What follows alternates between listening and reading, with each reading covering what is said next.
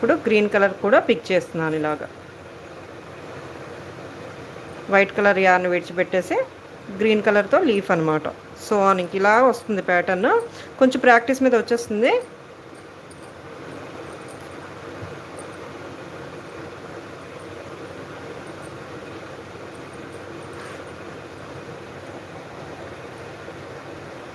Nine chains, 1 2 3 4 5 6 7 8 and 9.